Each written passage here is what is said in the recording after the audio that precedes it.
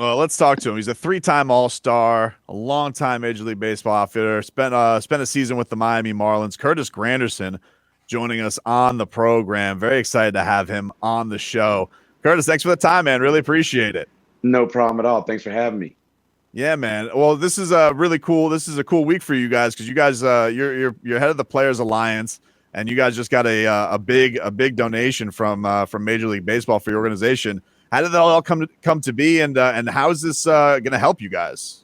It's amazing how everything has happened over this past year. 150 current and former Black professional ball players coming together, trying to find access and availability for kids of color in this game, to play this game, to watch this game, to work in this game, to be a part of this game. We've done a lot of things over this last year, including December and January. We were going to 33 different cities over the course of 40 days, handing out COVID supplies, handing out food to those in need, and also providing a lot of kids their first glove and their first bat.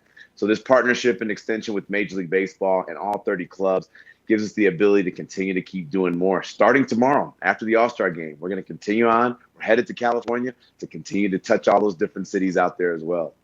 Now, Curtis, I always wondered because when I was growing up, okay, you played all of the sports. So you had baseball season, then you had football season, basketball season. So you got to touch all of the sports and kind of work your skills at all of those. And depending on what you like to do, you were doing it with your friends. So it was like this growing up thing in sports. Nowadays, kids play one sport. They don't get the luxury of learning or learning how to play all of the sports. They pick one sport, whether it's football, whether it's basketball, whether it's baseball, and they play that sport all year round. Do you think that plays a role in it? Because some kids just don't have the access to it because they play that one sport all year round. I think the access and availability and the cost makes it challenging to play baseball and a bunch of other sports. And the early specialization, I haven't been a huge fan of it. I played multiple sports. I played baseball. I played basketball. I ran track. I ran cross country. I bowled. Some of our best baseball players played multiple sports. Mookie Betts, MVP, bowls, can dunk a basketball, plays baseball. Jacob deGrom, one of the best pitchers in the National League, had a Division I basketball scholarship. So when you start to see what players at the highest level have done throughout their childhood, you start to think about it, go, well, maybe I should put my child in multiple things because you never know what he or she may like and you never know how they're going to develop. But we definitely want to make sure that baseball is an option for them if they choose to do it. We also want to show how fun and exciting and all the different opportunities that are available for them.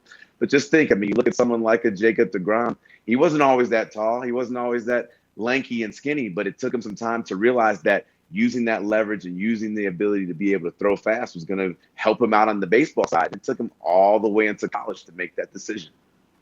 Do you feel like baseball is kind of turning on getting players to have more fun on the field too? Because I felt like watching last night the Home Run Derby, people were having fun. We were goofing around. Guys were just kind of enjoying the whole show.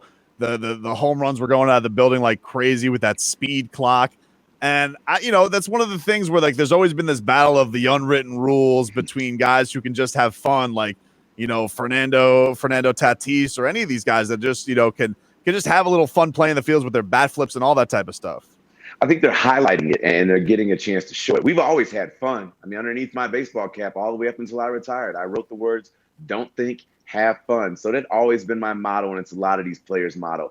But I think it's being embraced. And you saw it last night here in Denver during the Home Run Derby when they kept giving standing ovations to Trey Mancini after he hit, Drew Story after he hit, Ohtani after he hit, Alonso after he hit. They could have only done it once, but they continued to keep doing it. It was a packed house. It was amazing to see. It was a great display. And it also shows that you can modify a few things in this great game of baseball, the traditionalist side of things, and see it actually play off and pay off big like it did in the Home Run Derby with the speed clock and seeing just the repetition of the home runs going very far, very long, and quickly over time. It was really cool to see. Now, I got a question. I'm a football guy. So you talk trash, you get beat, you're going to get the trash coming back. If a pitcher can fist pump and hip thrust and celebrate striking you out to end the inning, why can't you pimp out a home run that you hit 400 feet? Absolutely. I mean, if you do something successful, we're supposed to celebrate it. Right. On the flip side, we talk about, oh, that player doesn't show enough emotion. So when a player does show emotion, is there a level that's too much? I thought we were trying to win. I thought the whole goal of this thing is to try to do everything you can to give your team an opportunity. So to your point, if the pitcher's striking out guys, that's what he's doing to give his team an opportunity. If I hit home runs or steal a base or make a great play, that's what I'm doing to help my team. So you need to show the enthusiasm. You got to do it. You've been practicing and training for this your entire life. So when you get a chance to put those skills on display, celebrate it when the time is right and go ahead and embrace it. The crowd cheers. Why can't you do it? The only difference is that if he strike you out, you can't throw the bat at him. That's but right. But if you hit a home run, he could throw the ball at you at your next at bat. Hey, I saw Torrey Hunter one time. He got hit. He picked the ball up and he threw it back at him. So I have seen someone try to do it, but it's not the same thing. Oh man, that Torrey Hunter, the robbing of Barry Bonds and Barry Bonds going and hugging him at say that's one of my all-time favorites. I love that when that happened. I think players should appreciate other players doing great feats on the field.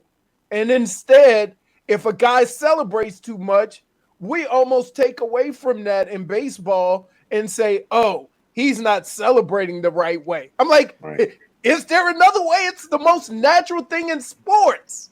Well, I'll say the only thing that we could probably change on that is let me not direct it towards you. So if I strike you out, I'm going to fist pump and yell at my team because we just did something great. If I hit a home run, I'm going to celebrate with my team. Now, if I do it to you and I show you up and I yell at you, okay, now game on. You know, I think that go ahead and show that. But the hitter never feels that way, though. It never seems like, that, oh, man, they just turn around and go back to the dugout. But hit a home run and look at it too long. Right. I hit that thing far. Admire it. Watch it. Hey, if you don't want to see it happen, don't let me hit it that far. Exactly. Curtis, have you gotten a chance to see at all Jazz Chisholm for the Fish this year? I mean, he's been definitely the most fun thing ever. I mean, they have a hell of a rotation with their pitchers, but as far as everyday lineup, we haven't had a young guy who's been called up in a few years like this every single day. Just play with the speed, the enjoyment, just bringing everything he does. He has a couple of home runs off 100-mile-an-hour fastballs this year. Have you gotten a chance to see him at all? And if so, what do you make of his rookie year?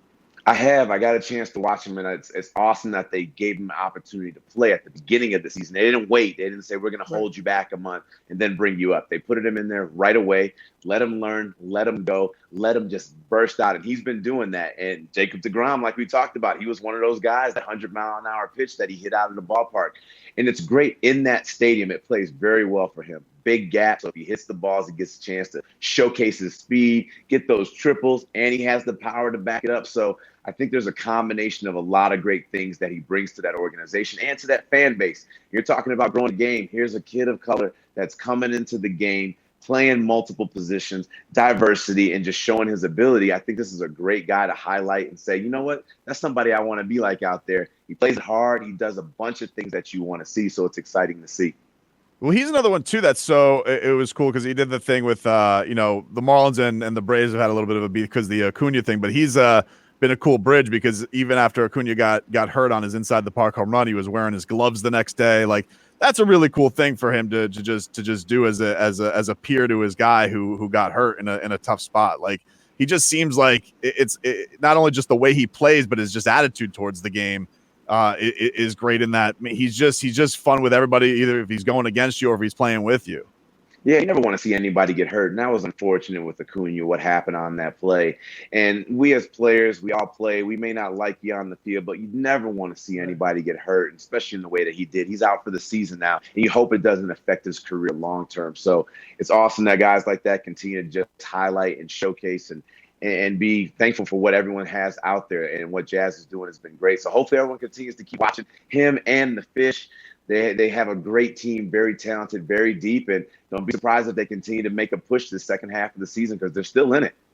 But when you were playing, Curtis, when you were playing here, this ballpark was ridiculously big, right? Like it's like when you were playing in this every day, you're just like, oh my god, this center field. It just seems like the ball just dies out there every time.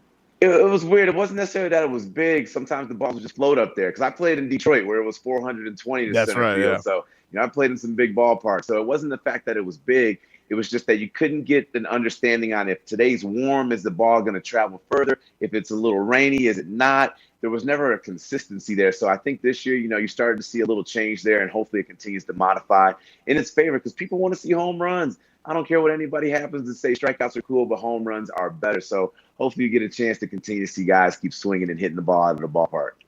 Curtis, is this season for the Marlins a situation where, they have to play, or they've been forced to bring up a lot of young players, and maybe we're watching them grow on the fly versus being able to be in the minor leagues and work through some things and come up more ready to play in the major leagues? Or it's just they're not playing well, or they're struggling early on in the year? Well, I also got to give credit to the opponents. I mean, the Mets are playing very well in that division. I think when people forget that it's our team that's not doing it. Well, the other teams are also trying to win too. And I think what happens this year in comparison to last year, they're ultimately going to play 2 to 3 times as many games as they did in the shortened COVID season last year. So you saw a lot of injuries, and you're going to continue to see them, unfortunately, this year. And that's what's going to continue to bring guys up to the big leagues, maybe a little bit earlier than you expect them. But you also want to have a deep organization. And Derek Jeter's done a great job of replenishing that minor league system, making sure that if guys do go down, we can replace them and continue to keep going. So you look at what's there, and again, they're not out of it. They're right there, especially as they start to go head-to-head against the division in the East more frequently as the second half run rolls. You win a series here, you win a series there. Now you start to move up in the standings. Next thing you know, you're competing for it in September, which is exactly where you want to be. When you were here, Curtis, playing with Derek and then playing on his team that he owned, like what was that situation like? And then did you have conversations about what his vision for it was down here? Because it does feel like we're starting to see those young guys get to it. Obviously everybody wants it to happen faster, but like, how did he, explain it to you as to what he wanted this to turn into, and maybe timeline wise, what that would be? Well, it's always a work in progress, and we can't go from bad to good overnight. However, the Marlins were in the playoffs last year, so let's not forget that. And to get a chance to play with him on the field and then go to his office, my boss, and talk to him about different things was a unique dynamic, but it was all love and all respect, and just getting a chance to watch him put to work the things that he wants to see have happen. Get that pitching staff going, get that depth, bring in that youth vibrance, also bring the crowd out, showcase that energy that is there in Miami. There's a ton of it there from across the world, represented in an amazing city. And he's trying to go ahead and make sure it's accessible for everybody. He's doing a great job of doing it. Did he have anything cool in the office? It was just a big office, bigger than I expected it to be. It was nothing I wouldn't imagine, but he had a really cool office and a really good view of the outside, not of the stadium, but of the outside out there. So it was really cool to get a chance to walk in it. And players don't really go up to the offices that often, so it was cool to get a chance to be up there and go, okay, this is where everything kind of unfolds up here. Yeah. Curtis, before we get you out of here, the Players Alliance, how can people get more information about it, and any way other people can help with it? Go to thePlayersAlliance.com. Follow us on social, Instagram and Twitter. And we continue to do great things in the community. Like I said, over the course of COVID last year, we handed out food to those in need, COVID supplies, and also equipment. And with food for those in need, COVID has hit everybody very hard. 1 out of 6 kids don't know where their next meal is coming from. And we've been proud to sponsor and partner up with No Kid Hungry. Anybody that's out there today on National Friday, go to any Checkers and Rallies location, buy their delicious fries for $1, and that $1 is going to go help bring 10 meals to kids in need across this country. So as you and I know, if you miss your first meal of the day, you get a little bit cranky here. So imagine missing your first meal, your second meal, your third meal, your weekend of meals, and how you might be feeling. And that's what some of the kids are going through right now. So sponsor No Kid Hungry, support the Players Alliance, and just continue to give back. Everybody's in this pulling together, and the community all together can make this a better place. Thanks so much for the time, Curtis. We really appreciate it. Thanks, Curtis. No problem. Thanks for having me. All right, there you go, Curtis Granderson. Appreciate him joining the program. He's got energy. He does. He does. Like energy. Like if you picture somebody who would be representing the Players Alliance, that's what it would sound like. Yep. Right? Yep. I'm sure. Absolutely. I wonder what Cheaters got in that office. Of course, Leroy didn't bring up Granderson stepping on his glove. Soft. No, dude. Can't bring that up.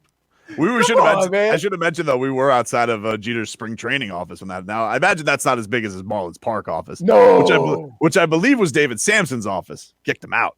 right. It's my office now, Sampson. Oh boy. Oh man, so good. So yeah, Really, I got called soft. Yep. Come on. Yep. Man, Now, look. I'm the furthest guy. If anybody during an interview were to say something like that, it wouldn't be me. It'd be Tobin. You guys should know that by now. I'm not gonna have a guy. It's 7:30 in the morning where he is. I'm not gonna have a guy and then come and railroad. Hey, remember that time you stepped on your glove? You remember a couple of jackasses in center field in Jupiter that were mocking you, and they kept shouting "Birdie!"